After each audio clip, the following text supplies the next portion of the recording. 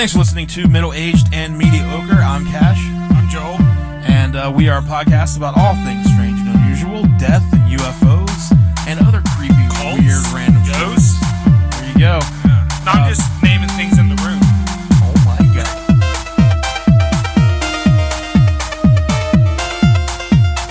There's a cult of ghosts.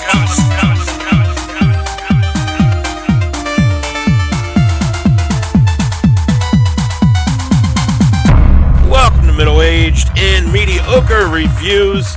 We are here this week to review a Shudder original called Revealer. Reviewing Revealer. Reviewing Revealer. Is that our thing now? We're middle-aged and mediocre reviews? I mean, if we're going to be reviewing things. I think I would still like to do real crimes maybe every now and then. Everyone, yeah. Because then we're still like kind of doing a story, but it's still only based on a movie. Right. And not some awful event. Some horrific true event. Awful event that's happened in the world. Anytime you want to do a real crime, you just get it ready and you let me know. I'm thinking about it now, so 3-4 months. I'm going to be ready to start. And who knows after that? Who knows after that? Could be another 6. 2023, watch out for that. New episode of Real Crime.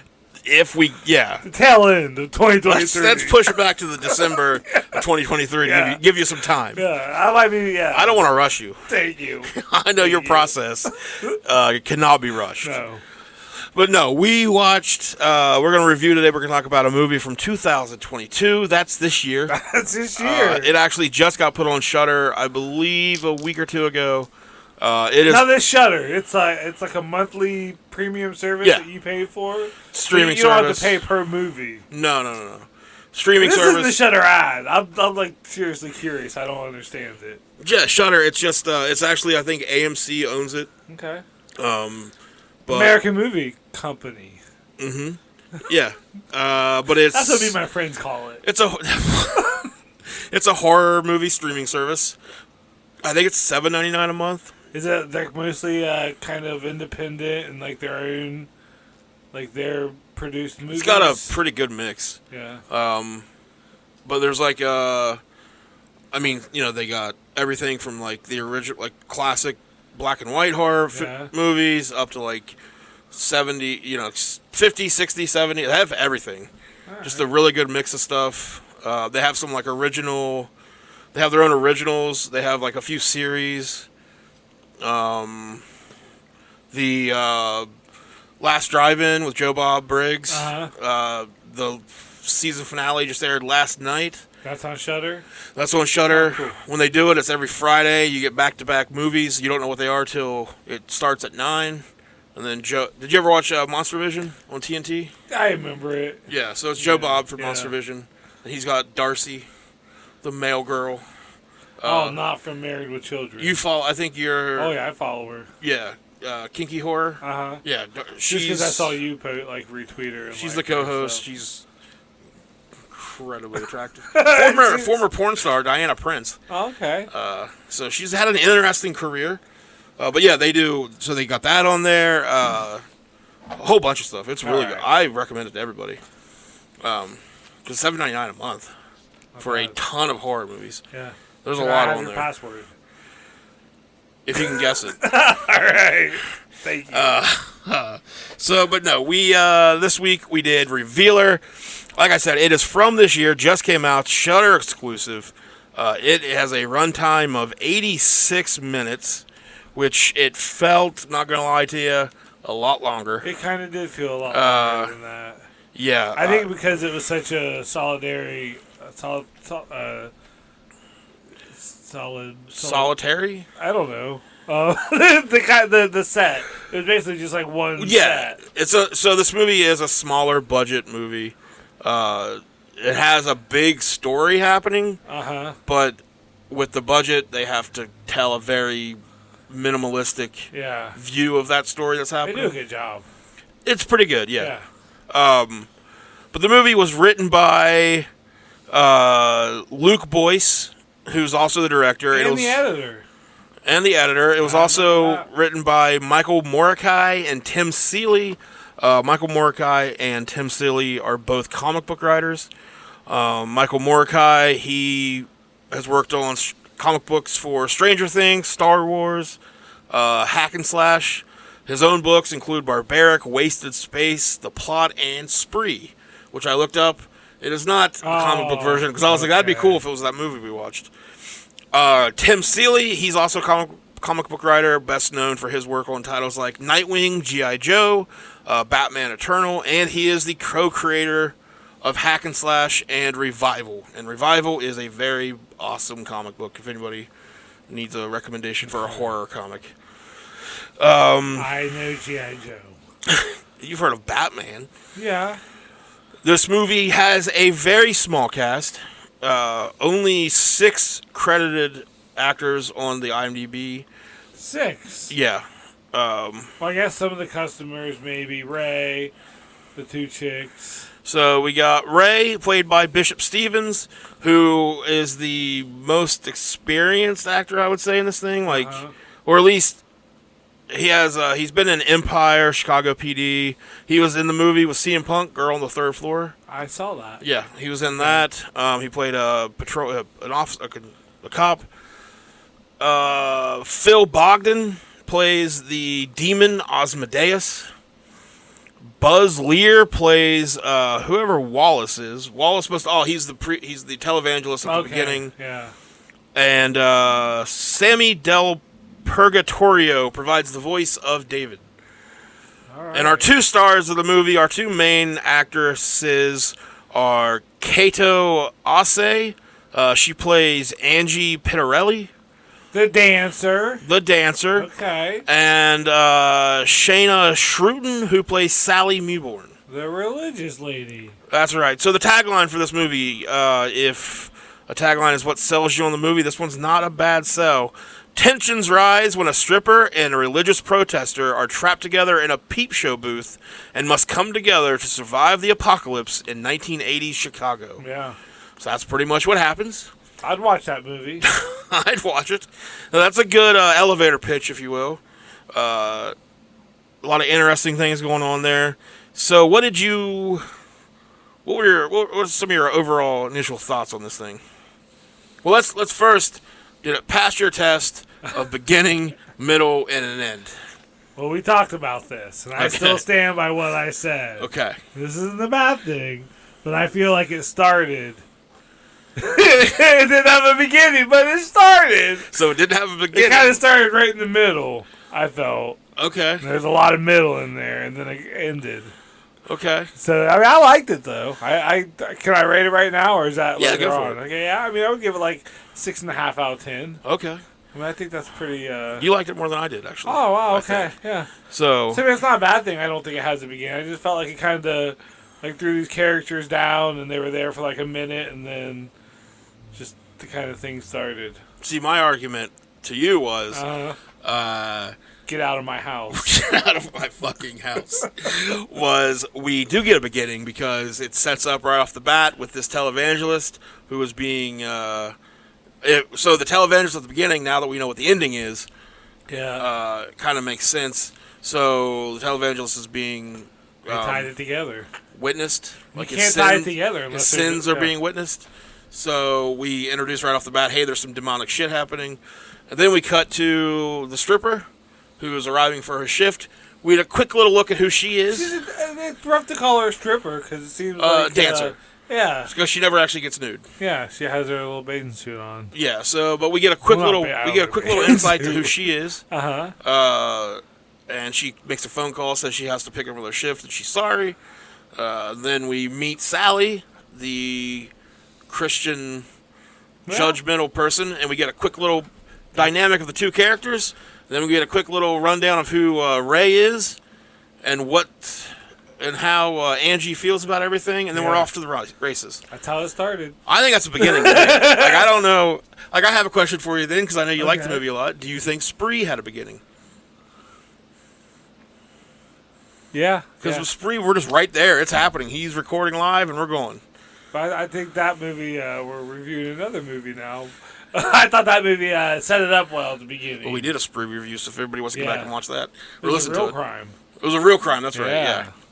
So, yeah, I thought for that one, but maybe just because I've seen that one a couple more times, so maybe, looking back on that, it's been a little clouded. So if you give it a 6.5, I'm gonna go 5.5. All right. Well, I liked it. I wanted to like it more. Yeah. I thought it was so slow. They even walk slow. They like this 86 minutes. Man, was it stretched thin. Yeah. Like this would have been a really good short film. Like an episode of something. An episode of something. Like you give me 25 minutes yeah. of this, we're good to go. There's like some sort of show that's like a 45-minute episode deal. This would have been, This would have been like a great. What was the show? Are You Afraid of the Dark? Yeah. Like, I mean, it would have been a lot Tales more from the Crypt, adult. like that. Yeah, Tales from the Crypt. 86 minutes. This, my God, there was times. Sorry, like we got the opening scene, like I said, with the televangelist. I thought that went on way too long. Yeah. Like we didn't need. It just kept going and going, and then once Angie and Sally were in separate peep show booths. I didn't think we were ever leaving those peep show booths. Yeah. Like, I thought, I was like, oh, this is the whole movie is going to take place right here. Like, this would have made a great play. Yeah. Stage play. The way they were shooting it, just kind of like where, you know, like the third wall or whatever it was, where we could see both rooms and the wall in between them. And so, yeah, I did not... They finally go from the peep show booth into the tunnels down below. Yeah. And those are basically our only two locations throughout the whole movie. The Rum Runners Tunnel. The Rum Runners Tunnel, yeah. The old bootlegging tunnels back during Prohibition. With the light bulb still working. With the light bulb still working. I mean, one was Prohibition. That was like the 1915, wasn't it? Yeah. This is like 60-some years later, 70 years later. They work. So, there's some dumb stuff going on, like... Angie can't leave her booth because they set up at the beginning of the movie that the door gets jammed because Ray won't fix his shit. Big and strong. Yeah. Yeah. So they've got to. She decides if they can get through the peep show floor, the peep show booth floor, they can get the tunnels. So they need to pry up the floorboards. So she asks Sally to go find the crowbar. That we saw Ray use, and then instead of just using the crowbar to pry the door open, they decide they're going to pry the wall apart. Yeah, and then it takes so long for Sally to get through the wall there for a while. It takes a long time for us to get through that. So they really had to stretch this thing out to get 86 minutes out of it. But then, so they get through the wall finally, and we get a demon worm thing, snake, slug thing introduced. But they get rid of that, and then they start tearing up the floorboards. Yeah, they shove a slug down Angie's throat. But so they get through the floorboards, or they start prying the floorboards and just ignore that there's a crowbar. Yeah. Which was, just so that way part of the movie was getting the crowbar. But they purposely kind of do that so that way the two can sit and talk longer. Yeah. Because there's just a lot of dialogue in this thing. Because they hate each other a lot. Yeah, it's just both kind of... So Sally's judging Angie the whole time because she's, sells her body. Yeah. Works in a filthy establishment like a porn store. Just Sally's outside the porn shop protesting along with other Christians. And then the skies...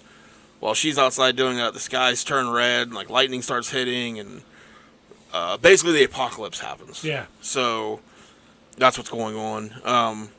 But then, so they finally get through the tunnels. There's a Chud reference. Yeah. Speaking of 80s horror movies. And then, basically, the rest of the movie is just them sort of wandering through these tunnels. They can hear some voices. They talk a lot. Yeah. And they... Walk slow, talk often. Walk slow. Yeah, it's a lot of talking. Every once in a while, a demon thing pops up and scares them, and they run, and then there's more talking, and then there's more talking. They become friends. So... That's good. Eventually, we get Spoilers on everything. Sally admitting that the reason she hates Angie is because because Angie makes her feel things inside of her that she... In her loins. Yeah. That is wrong and impure. God wouldn't like it. So Sally admits to being a lesbian, and then we immediately get to... Well, she doesn't really admit to it, I don't think, does she? She never actually comes out and says it, does she? No, just that she likes Angie, and then Angie pretty much makes fun of her at first. Yeah, so then Angie immediately, who has been judged the whole movie, turns around and calls Sally a dyke. Yeah. So it's just like, oh, good, everyone's terrible in this. Yep. We can't like anyone. But the two do become She calls friends. her Sal's. They call her Sal's. She has a nickname for her. If your name's Sally and you're out there, would you like it if someone called you Sal's? I don't think I would like it. Sal's. I did notice while we were watching it that the character of Sally, she wears like.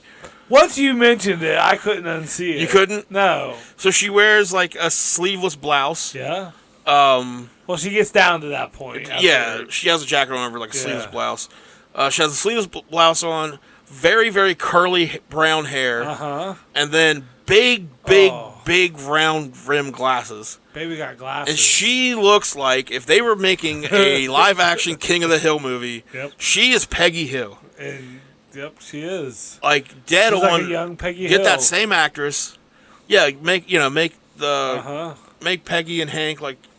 I think she should star in some erotica though. Right. So some King of the Hill erotica. Son of a bitch, but yeah. Make some erotic propane and propane accessories. I tell you what. So yeah, they finally at the end they get to a church. Somehow they know that. Well, they have to kill it. They kill Osmodeus first. Oh yeah, that's right. After being, I'm honestly a little confused what happened. So like he grabs Angie. And she ends up being like in the same position that the televangelist was at the beginning, where she's being judged, I guess. But then she says that she doesn't judge Sally, even though she did. Yeah. But she says she doesn't judge her and whatever. So then she is back, and she's fine. But Sally's being choked by the demon. And then Angie hits it with a crowbar, has like a big like speech. Yeah. The crowbar does nothing.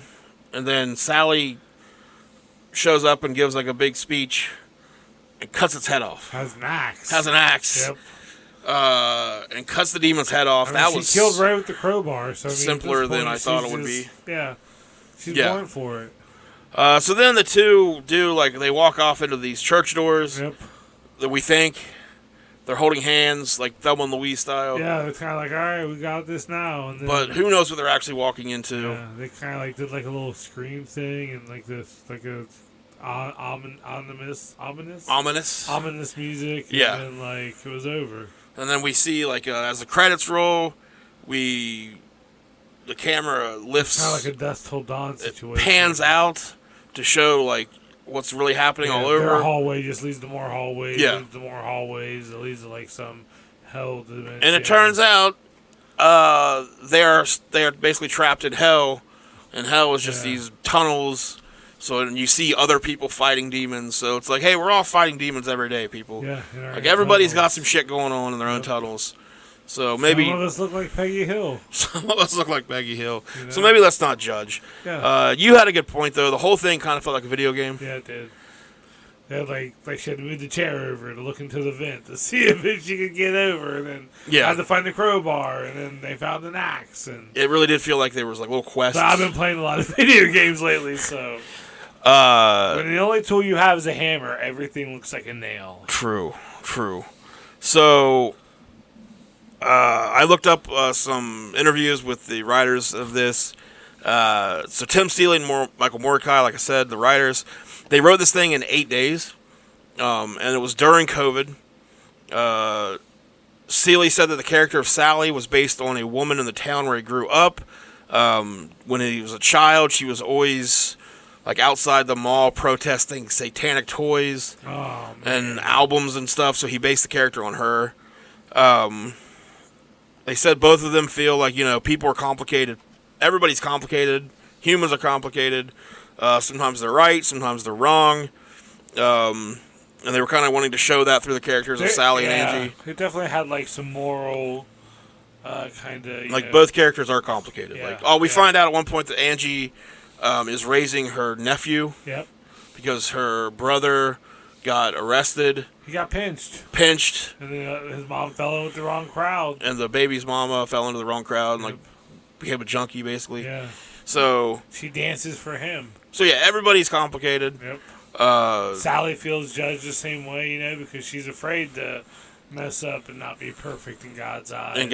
And not get into heaven. So, and like she says in the movie that she hates Angie because Angie is the one that kind of awoke those feelings inside of her. So she resents the person that makes her true self because she's afraid of what other people like her are going to turn on her and judge her. So, see, 6.5. Unfortunately, like she says in the movie, this is 87. People don't care about that anymore. Whatever. There's a line in there about that. And 2022. Just read today that a school district in Florida, the school board passed a vote so like if a kid's going on a field trip or like an overnight thing, like a sleep in, if it's a LGBTQ child, they passed a thing that said that all the parents of every child has to be alerted that person. We're getting witch hunts back, so that's great. So the world's a fucking mess. Unfortunately, this movie takes place in 87. Nothing's really changed. Like, as a father of a daughter, like, let me know the boys that are going. Yeah. Like, that's why. And let me know about their fathers, too. Like, are their fathers predatory pricks, too? Like, should we worry about that? Oh, my God. So the two writers said they started writing this in May of 2020, shot the movie in July of 2020. That was during COVID. So... Or that's why a lot of it was single actress. Let's say so. It is a lot of between the budget and shooting restrictions during COVID. I'm sure that kind of. They said that one guy definitely wore a mask. He did have a the demon. They said that the 80s setting was picked because they didn't want to have to deal with cell phones or the politics of now, which is funny because still dealing with all those same politics. Yeah. With the cell phones, they always light their ways. But like I said, they had lights. Well, they had random lights anyway. So, but he said that they said that since they both grew up in the 80s, it's not like they'd have to do a lot of research. Yeah. It's such a small set like that. It's all about their vocabulary. And, When they said with it being shot during COVID, they had this kind of idea of being put in situations. With people that you may not agree with, and trying to get through it. So they said, the way people were reacting to COVID did play a lot into this. I like to call that Thanksgiving. Yes. So they were asking I still got it. How do we find a common ground to get through these things together? They said that's basically the heart of the movie. Just how can two people? So I did want to. But then they didn't really get through it together because they were already in hell. Yeah. And none of it mattered. So I did want to ask you, how do you think you would do? Say something happens, and you're stuck with a person who you completely disagree with ideology, all their ideology. How do you think you would do? I'd be all right. I'd be all right because I can just tune a motherfucker out. Yeah, that's. I'm so good at that. I'm sure it would get annoying, but I mean it would. I would probably have fun and egging them on and just being a dick to him, Okay. Yeah, I feel like you would probably argue more. And probably, you could probably get more agitated about something like that. I'd probably threaten pretty quick, that we're going to get through this, but I'm not listening to your bullshit the whole time. Yeah. I would probably put it up with it for a while. Yeah, I feel like you'd put up a lot longer than I would. So the writers and the director, everybody said that a lot of the influences for this movie were other movies like Night of the Comet, Evil Dead, Stephen King novels. So I definitely see Night of the Comet in this. Yeah. That's all 80s shit. Yeah, Stephen King's still good now, but he blew up in the 80s. So the music had that saxophone during her first dance scene and stuff. The soundtrack to this gets a 7.5 from me. Saxophones and synthesizers. Yeah, it's pretty badass. Yeah, I really like the soundtrack. Yeah, I'm sure there's set a good vibe to it and set the tone, I think. You're kind of bringing me up to a 6 on my rating. I'm trying. Good. So the movie does, of course, have LGBTQ plus themes in it. And horror movies have not always been known to shed the best light on that community. Yeah. I did a little bit of looking into it, though. Found out that 4 of the greatest horror films ever made, made by an openly gay man back in the 1930s Hollywood. James Whale was an openly gay man who directed Frankenstein, The Old Dark House, The Invisible Man, and The Bride of Frankenstein. Oh, wow. So 4 of the greatest horror movies ever. But like I said, horror does not always represent that community great. Sleepaway Camp. Have you ever seen Sleepaway Camp? I feel like I have. I don't know. It ends with the big reveal. The big shocking reveal is that Angela, the killer of the movie, is actually a trans person, because she's actually her brother, who they thought all died as kids. But it's kind of like, she's the psychotic trans person, like, it's never been a good look. A movie Dressed to Kill, The Silence of the Lambs, with, who's the creepy killer? Buffalo Bill. Like, Nightmare on Elm Street 2. The whole thing, Jessie plays, like, the final girl. Yeah. Kind of the role. But the whole thing is, like, they're using his, like, confusion of his sexuality to, like, manifest Freddy. So they still kind of have it, like, you should repress that shit. It's some of the Robert Englund's came out and kind of said that he regrets, like, the way they did that movie and the way they handled certain things. So it's kind of cool to see, like, a movie where, like, yes, the person that ends up being gay in the movie was kind of shitty the whole time. Yeah. But because she like, that's why they leave her alone at first, is because she got to a point where she was okay with it. Yeah. I mean, she got there pretty quick, luckily, and it made, like, the snakes go away. Yeah. And she ended up with her crush. She's like, she crushed her, but that girl's all strictly dickly. She says in the movie. Yeah, this is definitely a 80s movie. But it was good to see, like, I thought they were going to get together, those crazy kids. It kind of puts the light on, like, no matter how much she believes in this stuff and tries to live her life by it, like, it's those same people that would hate her. So, like, in the end, she's kind of the hero. So I thought that was good. I mean, I liked the movie. I think I expected a bigger world. Yeah. A little bit more, like, a little more demon fleshed out, a little more, like, a little bit more happening. I thought would like just be them outside the door pounding on it, so you knew that it was like something. And you'd hear sounds. Yeah, something was going on out there, but. I mean, for the budget they had and for during COVID, it's not pulled it off pretty well. There's times when it's way too dark, you can't see what's going on. 6.6. 6.6. And I'm going to give it a 6. Okay. So boom, we did it. Wow, 6.66. Nice. 6.66. We did not plan it that way. Look at us, how smart we are. So you, like, because I've never really asked you, like, what's your favorite? It was Friday the 13th your favorite horror movie, right? Yeah. But, like, what's your, like, more current? Is it Spree? Was there something else that you've seen lately, like, not a lot of people talk about, that you think is, like... I really liked X. What is it? X. We talked about that a couple X, weeks ago. I keep thinking about X and just different parts of that. I just forget stuff. Like, I like I got it on Redbox with Kevin James, where he's a Nazi in the woods. The girl's name. Is it Amy? Might be Amy or something. I thought that was a pretty good movie. But I tend to kind of just like anything. Okay. I'm pretty easy. I'm looking at... Yeah, I saw... No snob. Well, I like that movie so much I can't think of the name. Yeah. I think it is Amy. Or Abby. Becky.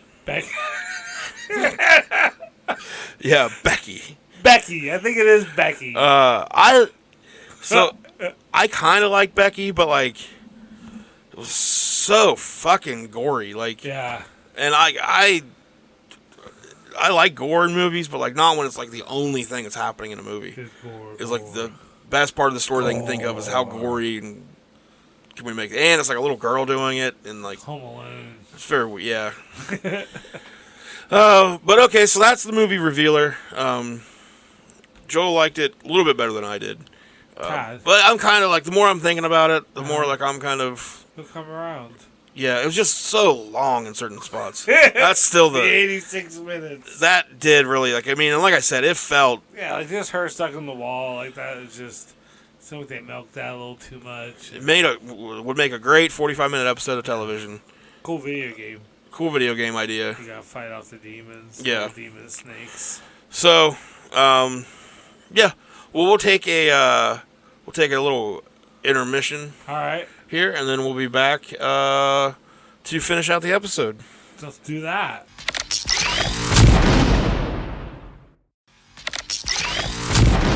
All right, and we are back, and we got a couple things to talk about here. Like a man from Florida, because they're the worst. Yeah. They're always doing fun things for our entertainment. Florida man stole R2-D2 worth $10,000, passed as a Disney cast member to show weaknesses in security. So there's a dude named David Proudfoot. He had turned in an application to Walt Disney World Security because he wanted to work for them. He's 44 years old from Kissimmee. If you can't join him, beat him. That's right. That's what I always say. He said he presented himself to Disney as David E. Rogers, provided an address, and said he was employed by the Walt Disney Company in the receiving division at the Yacht Club Resort. Sounds made up. Yeah. What are you receiving at the yacht resort? It's like saying you're in logistics. Like, what do you do for work? I work in logistics. You wouldn't get it. What do you do there? Logistics. So he said that he was part of his duties was to move items from one location to another. Then his supervisor's name was James McDaniels. Disney staff said they have no record of a David E. Rogers and said James McDaniels had worked for the company, but in Burbank, California, not at the Orlando resort. Simple mistake. Proudfoot later admitted to moving an R2-D2 droid from the third floor of the Swan Hotel in a game machine because he had an application for Walt Disney World Security pending and was moving the items to show weaknesses in the security of the resorts in hopes that he would get a better paying job at the resort. That makes sense to me. Honestly, I think this guy was kind of a genius. Yeah. He does, however, currently remain in custody on a charge of theft and obstruction of information. But I think this is one of those scenes that I thought would play out like a movie where the cops would be arresting him, and the CEO of Disney would be like, wait a minute, let me bring him in here. And then he'd be like, you've stolen this and you've whatever, and I don't like your methods, but I like your moxie. He's an 80s police captain. You're hired, pal. Andy runs Disney security? Yes. Because that's how it happened in the 80s. So, yeah, I like this guy's initiative. He was thinking. I think he's a valuable employee. Damn, he almost got away with the droid, too. I will say I have had similar thoughts of this man. So I will not name the place, but there was a place that I worked. I'll guess it. Don't guess it. That I had a bit of a way to make some extra money on the side. And I always thought, I wonder if I could wait long enough to where they couldn't get me on this, and then come back and just be like, I'm going to tell you about how I ripped you guys off if you hire me and pay me for this information. I felt like I could be a security expert. Catch Me If You Can. That's the movie we couldn't think of on the other episode. Tom Hanks and Leonardo. They pay him to teach them how he was cheating them and stuff. Do they in that? Isn't that was that one, isn't it? Yeah. I don't think they chase him the whole time. Yeah, they catch him and he has to work for him. In the end, he finally works for him? Yeah, because they catch him and they were going to put him in jail. But instead... you could just... Were we talking about that in The Rock? One of them. Because that happens in The Rock, too. Sean Connery's like a wanted spy. Oh, yeah. And they take him and they're like, instead of going to prison, you're going to help us save the world. With Nicolas Cage. All right, here's one. An Australian teen identifies 40 U.S. presidents in 1 minute. 1 minute. So, an Australian teenager earned the Guinness World Records for her memory skills. I feel like that's over a second of president. It's not bad math. Yeah. There's only 40 presidents in 60 seconds. I feel like you can do it like... You should be able to do that in 30 seconds. Like, Johnson, Washington. Boom, right there. You say Joshua Washington? Johnson, Washington. I'm sure there was a Johnson president. There's two. No, you'd have to say the whole name. Oh. You can't just say last names. Smith, Taylor, Jackson. You just name. So her name's Laura Noonan, 16 of Sydney. She also has the Guinness World Records for most Marvel characters identified in 1 minute at 88, which I feel like... Are there that many Marvel characters? There's a lot of Marvel characters. See, that's like, that's more... Well, that's faster. And then the most cartoon characters identified in 1 minute, which is 102. Okay. Which cartoon characters, like... You can just go through all the South Park ones and all the Simpson ones, and you got it. She said she wanted to go for the hat trick of getting 3 Guinness World Record titles in the 12-month period. So she said, as an Australian, she's not super familiar with the U.S. presidents. She spent a lot of hours practicing how to say their names very fast. She said presidents tend to have longer names than Marvel characters and cartoon stars. So yeah, she beat the previous record was 28. 28 in 60 28 seconds? in 60 seconds. Good. I don't think I can get 28. So we got a stopwatch then. Oh, God. I got a stopwatch. You want to go or do you want me to go? You go. All right, so I'm gonna set this up. I'm gonna see how many presidents. You're not gonna have time to write all these things. Okay. I'll just make a satchel. All right, you ready? Yeah, satchel. And go. Obama, Clinton, Trump, Lincoln, Washington, Roosevelt. You're not saying their full name. Oh yeah, shit. Barack Obama. Hold on, I gotta restart. I forgot I set rules. Oh, yeah, this is your rule. Okay, ready? And go. Barack Obama, Donald Trump, Joe Biden, Abraham Lincoln, George W. Bush, George H. Bush, Bill Clinton, Thomas Edison. I don't think he was president. Teddy Roosevelt, Andrew Jackson, George Washington, who's the big, should be Harry Truman, Ronald Reagan, Richard Nixon, who's the, Henry Taft, Lyndon B. Johnson,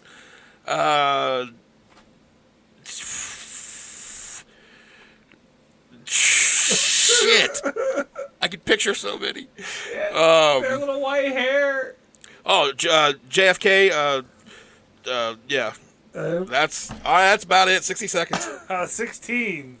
That's harder than. Yeah, that's way more than I would have gotten. Willard Fillmore, Martin Van Buren. Now I can think of them. Now they're spilling through. Yeah. All right, let's see how many cartoon characters you could name in 60 seconds. Okay. So I'm going to reset. This is riveting for the listeners here, I'm sure. So 60 seconds. Right. Ready? Yeah. And go. Bart Simpson, Lisa Simpson, Homer Simpson, Marge Simpson, Maggie Simpson, Scooby-Doo, what's Scooby-Doo's buddies, friends? Garfield, Heathcliff, Tommy from Rugrats, Chucky from Rugrats, Beavis, Butthead, Ren, Stimpy, friggin' all the Ghostbusters, Inspector Gadget, the Duck, Huey, Louie, and Dewey, the Ducks, McDuck, Scrooge McDuck, Duckman, the Critic, Bob and Linda from Good Bob's Burgers. Do they have a last name? Belcher. You got Tina Belcher and Jean Belcher and Linda. I already say Linda. What's the other girl's name? You can't help. Time. Oh. All right. 1, 2. I feel like that's a couple hundred. 3, 4, 5. Call Guinness. 6, 7, 8, 9, 10, 11, 12, 13, 14, 15, 16, 17, 18, 19, 20, 21, 22, 23, 24, 25. All right. She got 100. She got 100. How many did she get again?